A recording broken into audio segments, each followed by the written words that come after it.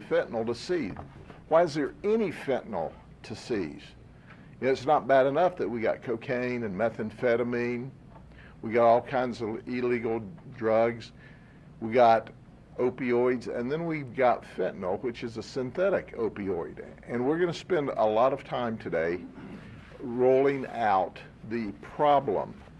Not only in Polk County is where we were able to make this seizure, but it's because we work with our colleagues. And I have standing with me today, Brandon Seeley, who's the group supervisor for FDLE. Come on up here. But I want to start out and kind of give you a little history of why we are where we are. This, folks, this is the San Miguel Town Hall, City Hall.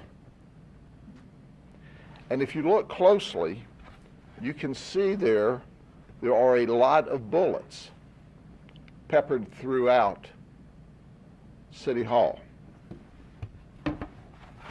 This is the funeral and burial of one of the folks that was in the City Hall. They killed 20 people in the City Hall. 20. Did you hear what I said? And you said, oh my gosh, you did something like that. Well, I can tell you that it was the Jalisco cartel. Now here's a close-up, okay? Do you see the amount of bullets that was shot into this town hall? And this is during a business day why people are trying to take care of business in San Miguel. So at the end of the day, you see a town hall shot up. You see the burial of some folks that were in the town hall. And you go, what's that got to do with your seizure today? Well, actually, it has everything to do with our seizure today. Because people want fentanyl or opioids, Mexico is providing them. How are these opioids, this fentanyl, getting here? Across the border, the porous border. Now, folks, last year alone, our last complete year of data, 107,662 people in the United States died of a drug overdose. 80,810 of those 107 deaths were opioids or synthetic opioids, fentanyl. Cocaine kills you. Methamphetamine kills you. But unless you have a horrific overdose, it kills you over time. It doesn't kill you DRT, dead right there. An overdose of fentanyl kills you DRT. This much fentanyl is a lethal overdose. Now you extrapolate that amount in your mind over 5 kilos or almost 11 pounds of fentanyl that the HIDTA team, our sheriff's office, FDLE, Border Patrol, our state attorney's office working together, we seized this amount of drug, the most ever seized in the county. The drug is coming across the border in a greater amount than ever. In fact, we are told by some of the heroin growers, the poppy growers that convert their poppies to heroin, that they're seeing a lesser amount of heroin, being able to sell a lesser amount of heroin from their poppies because The opioid has increased. The market has changed. Folks, listen to me. Listen to me clearly. 80,000 people died of an opioid overdose. What would we be doing if any other country, pick one, Russia, China, spread a new disease here and killed 80,000 people in 1 year? That's what Mexico's doing to us. And they're doing it through an open border that everybody wants to make a political event over. The criminals are no fools. There's 3 groups in Mexico. 2 of them are allies. This cartel, Jalisco cartel, is messing up the deal. Sinaloa cartel and the Familia Michoacan, that's Polk County spelling or pronunciation, are allies. So now you got the Jalisco cartel. They're the ones that shot up the city hall. Since the current president of Mexico has been in place, 18 mayors have been killed. When they shot up the city hall in San Miguel, they killed the mayor. They also killed his dad. We do a pretty darn good job so far of keeping that kind of rampage south of the border. But if you open this border, like they're opening this border, they're bringing the product up here. When does that kind of activity move across the border? Because it will. Well, we're sitting here in our comfortable offices in Congress and in the White House, not worrying about it. Kind of like the congressional group, both Republicans and Democrats. The White House didn't worry as long as they were rioting in Portland and Seattle until they got to the Capitol building. Then it was a problem. It was a problem the whole time. If they continue to set in the position they are and continue to allow this fentanyl to come across the border, we're going to continue to have hundreds of thousands of people die needlessly. The end user doesn't understand, doesn't care where it comes from. But at the end of the day, it's not something to brag about that we've seized 5 kilos of fentanyl. It's really a sad state of border security affairs. So what do? They get this across the border and then they stamp it with pill presses. This is supposed to be a M30 blue oxycodone pill. It's made to look like the legitimate pills. You buy this on the street, you think, hey, somebody's ripped off a pharmaceutical. No, this is fraudulent. This is this raw fentanyl that's come from Mexico that went to someone's lab where they pressed a pill to look like a legitimate pill, and they're giving it to your child or a child near you. And they're dying. DRT. Every day. By the hundreds in this country. Why aren't people concerned? This is how it's coming to us, among other forms. So who are the folks? Let me introduce you to these folks that were involved in this. Ignacio Rodriguez, he's 28 years old. He delivered the 5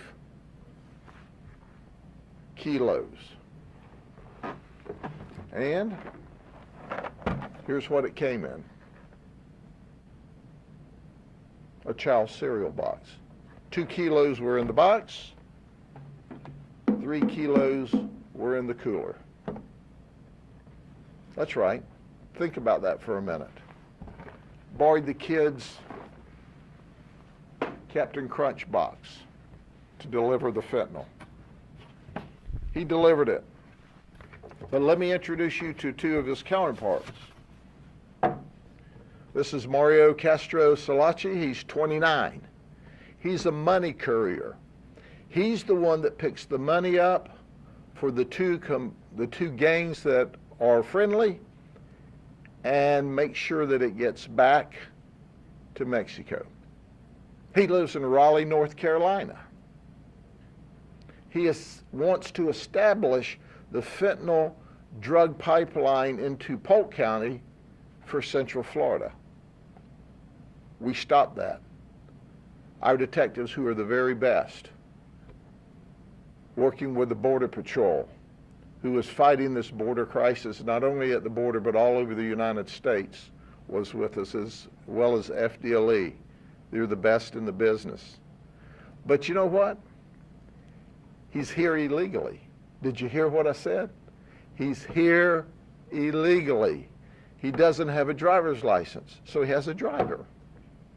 Pedro Mondragon, he's 27. He's a U.S. citizen, and he's got a driver's license. So he is Mario's driver. So he says, come on, Mario, boom, boom, boom. We're going to go to Polk County from Manatee County and deliver drugs. And then Mario says, great. And I'll get the money, and we'll go down to the nearest area and wire this back to the Sinaloa cartel. Oh, they can't take the money today anyway because they're busy warring with the Jalisco group who just shot up San Miguel. That's happening every day. We are fueling that war in the United States when we buy their fentanyl, their cocaine, their methamphetamine. And you know, I'm not going to let the marijuana people off. They're also lacing fentanyl in marijuana. So when your kid goes out this weekend and he thinks he's getting him some marijuana, and that's all, he may be getting a deadly overdose of fentanyl to go along with it. Pedro said he wanted to be a police officer one day. That's amazing to me. So we're here today to announce the largest seizure ever. I'm here to tell you there is a direct nexus to warring gangs in Mexico. They sell methamphetamine, they sell cocaine, they are mainlining fentanyl into the United States and killing your children. Are there any questions? Did these guys have priors, any of them in Polk County or in the state of Florida? In the United States, one of them, our driver, has a previous DUI. And you know why he's got the DUI?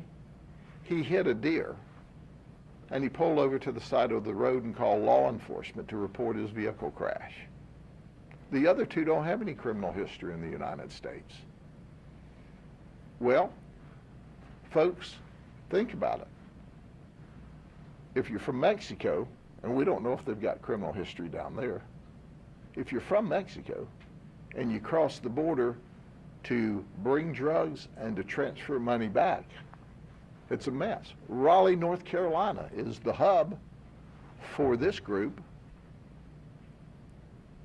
Raleigh, North Carolina. And then the drugs came to Bradenton, and we worked with the Manatee County Sheriff's Office.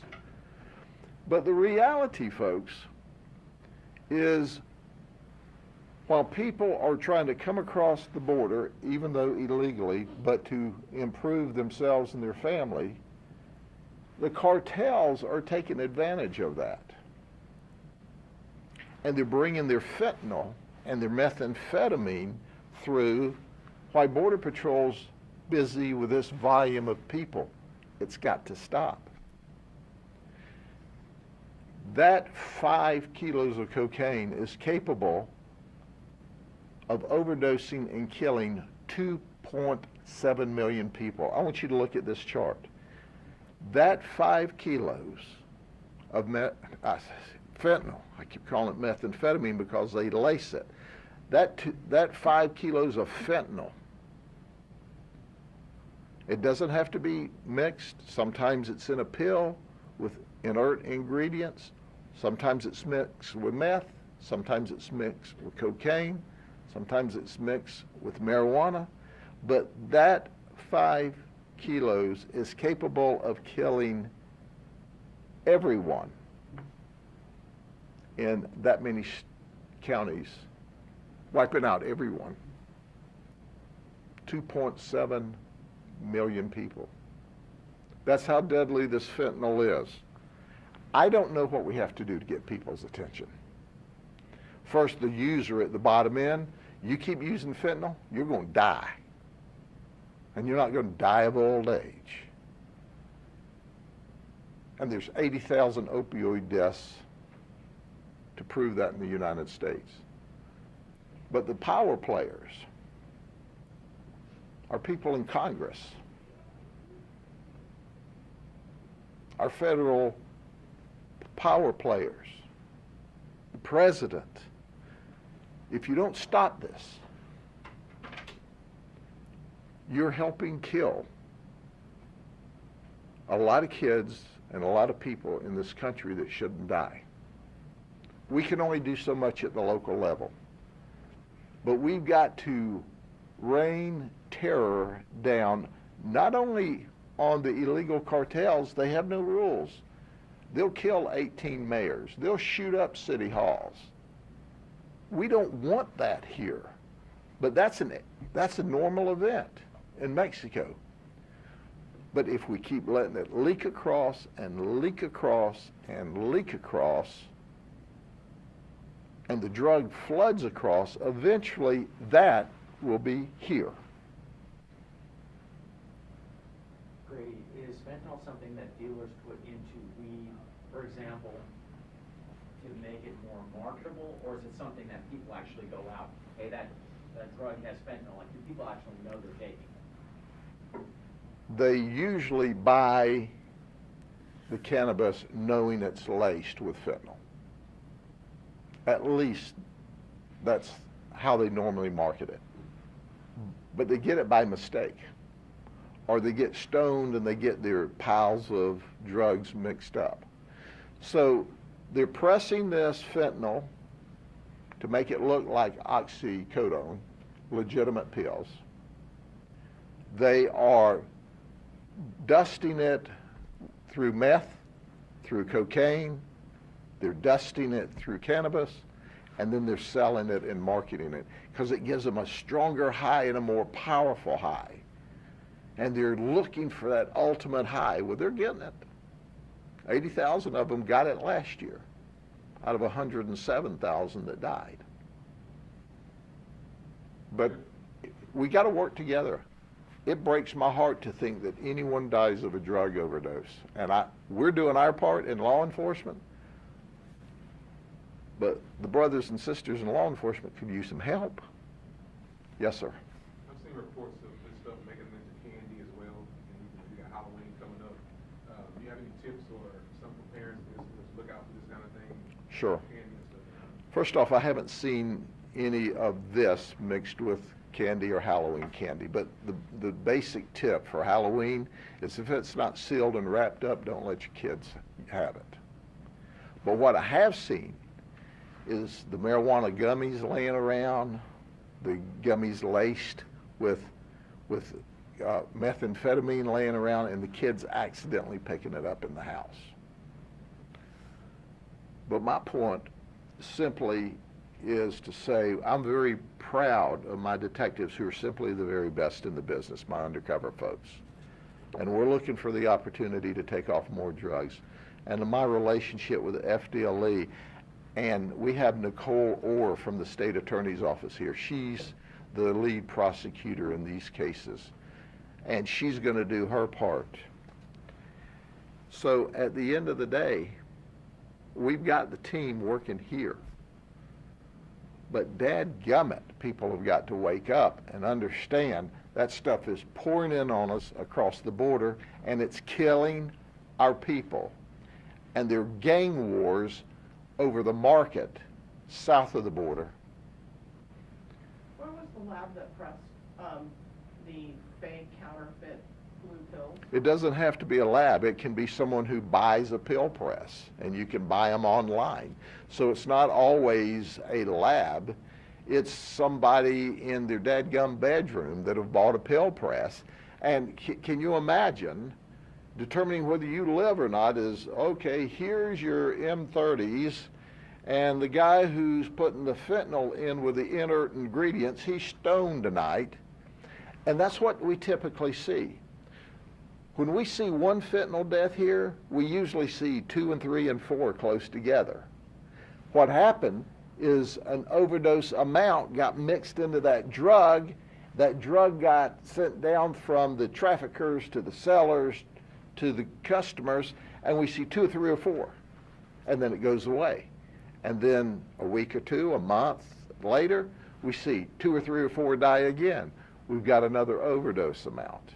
So it's not a structured lab as we would think in the real world. We have a history, and there's press reports of this cartel in Florida and in Polk County. What is your agency doing to address this cartel particularly? Well, we got 3 of them in jail. We investigate these cartel people every day. Every day. And we not only investigate them here, we try to track them back to Mexico.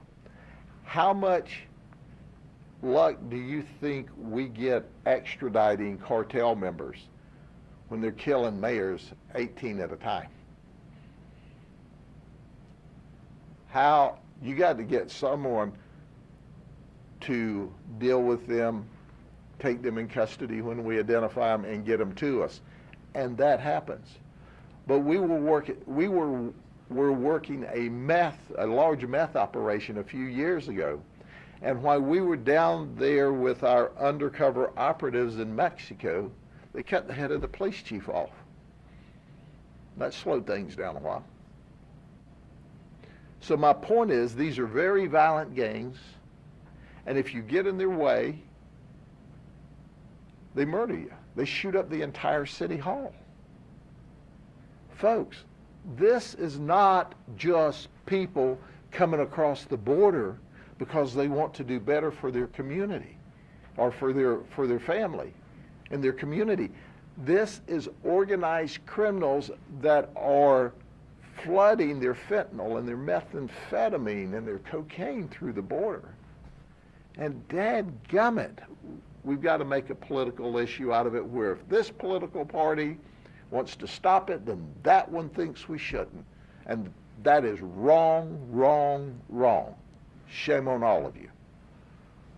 They ought to toss all your butts out of office and get some people in there that want to protect that 80,000 people that are dying of opioid death, or those 107,000.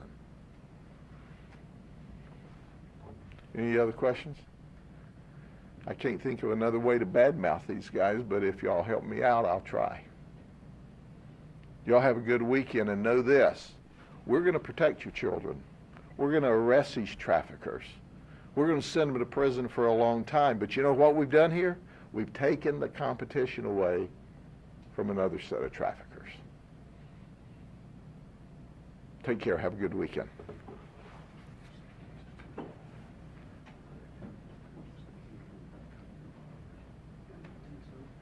Did somebody have a question of the, on the Bonnet Springs Park Cap program? Okay, sure, you have a minute. Do you want to do that now? Sure. Do you want to do it up here or just? All right. Just focus it in so it's, we don't have any of that. We're here, let's get all this out of the way. We don't want any of that associated. Zoom in on you. Okay. Zoom in, okay. What do you want to know about Bonnet Springs? So you are having people or volunteers come out there, can you just talk about that program? Sure. How it's going? We have volunteer folks that we call Citizens Assisted Patrol, and they are out there, and they're going to be volunteering at Bonnet Springs Park. It's the largest and greatest park in Polk County. The credit goes to Barney Barnett and Carol Jenkins Barnett, who passed away, unfortunately. The two of them have the largest heart and philanthropic leaders of this county, and they have underwritten this beautiful, beautiful park, and it's free. It's totally free. We anticipate millions of people are going to come to this park every year. The grand opening is this weekend. They took an area that was purchased from the railroad, reconstructed this large area that has been abandoned for years and years and years into one of the most remarkable parks that you'll ever see. They went around the nation and the world looking at parks and what works. It was our honor to be a part of that. In fact, one of the fundraising opportunities was for us, for every member of the sheriff's office that reached their, what we call their full-term retirement, we put a brick in the park for each one of them. For every one of our deputies that lost their life in the line of duty, we put a bench in the park. And that's just a minuscule donation when you look to see what all of